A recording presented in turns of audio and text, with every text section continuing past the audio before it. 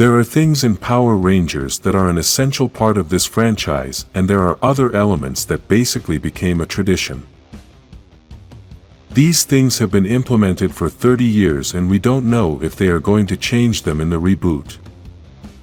We also don't know if changing some of these things would affect the series, since we are basically used to seeing all these things almost all the time.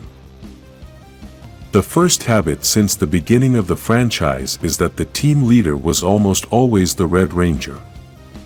This was made that way since in the beginning of the Japanese series, as the Red Ranger was the representation of Japan.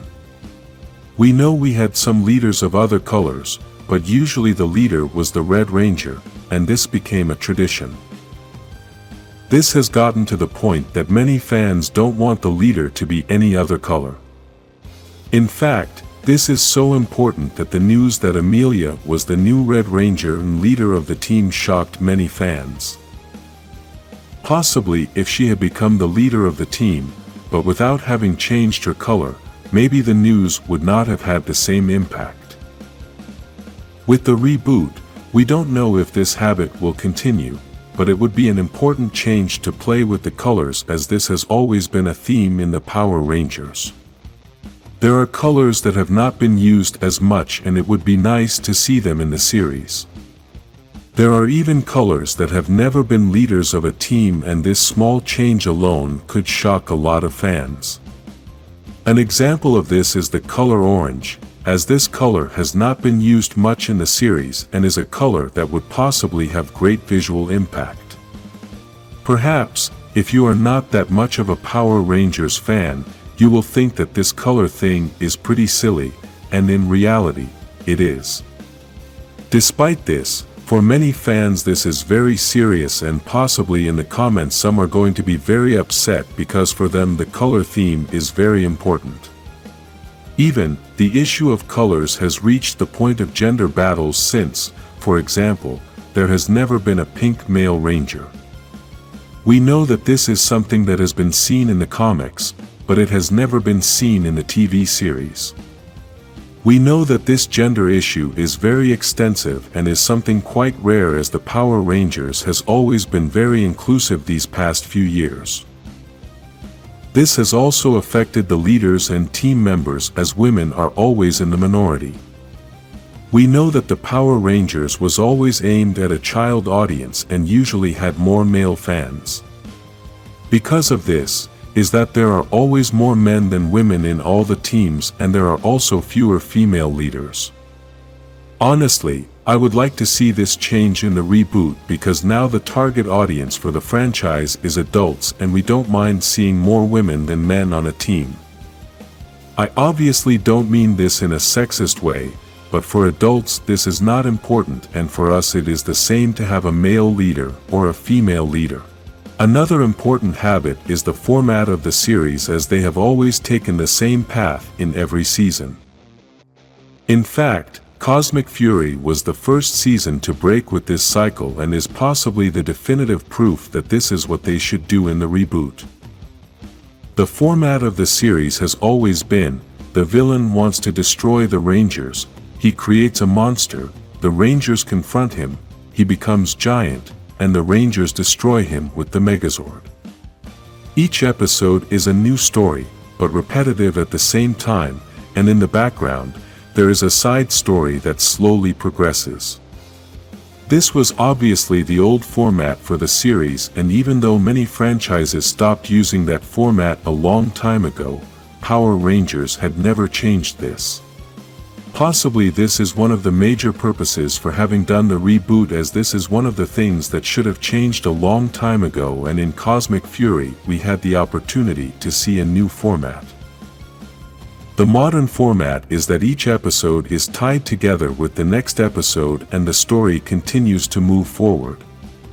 At the end of each episode, you are supposed to be shown some scene that leaves you wanting to see the next episode to find out what will happen. This is precisely what caused this format to be a success, and of course, with the advent of digital platforms this is necessary.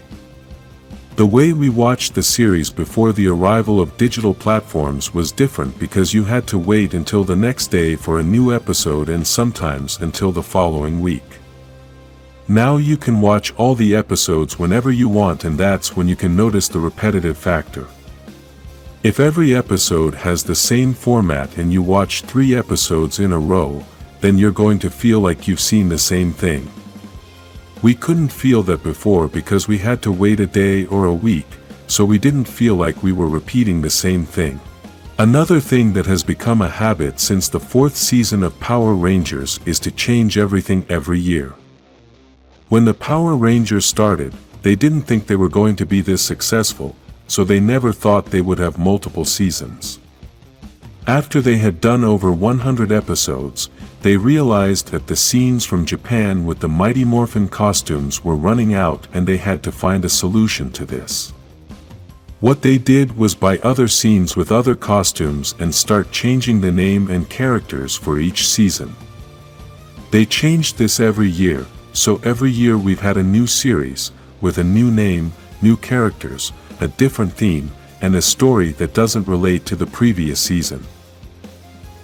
We know there are series that have had 2 seasons, but no Power Rangers series has lasted more than 3 seasons. The important thing about this is that the stories between each season were not related, and even though they have always tried to achieve this by using the multiverse and time travel, they still never got it right. As part of the reboot, they can correct this mistake from the beginning and start connecting all the seasons so that it is one story despite there being several different teams. I know many are going to say that the Power Rangers seasons were connected, but if you want to know the true connection of many stories, you should read the comics. There are multiverses, time travel, many teams, and everything is connected. That is a real connection thought from the beginning, and now after so much time you can see the results. Even some information says that the movies and the series are going to be connected in this reboot. The last thing we read is that the script that was made for the new movie was used for the series since the series is more important. This lets us know that everything is going to be one story. Everything is going to be connected, and we are possibly going to have more movies in less time. This is going to be something spectacular since unfortunately the Power Rangers franchise always ignored the movies. The proof of this is that in 30 years we only had 3 official movies, and 2 of these movies are not even part of the canon. Which means that these 2 movies had no relation to the TV series, and this is not what we fans want. It was very unfortunate that they let lose a movie like the 1995 movie that had a great story and one of the best villains of all time. Write in the comments any Power Rangers habit that should be changed in the reboot, like this video and subscribe to make it a habit to watch Power Rangers videos.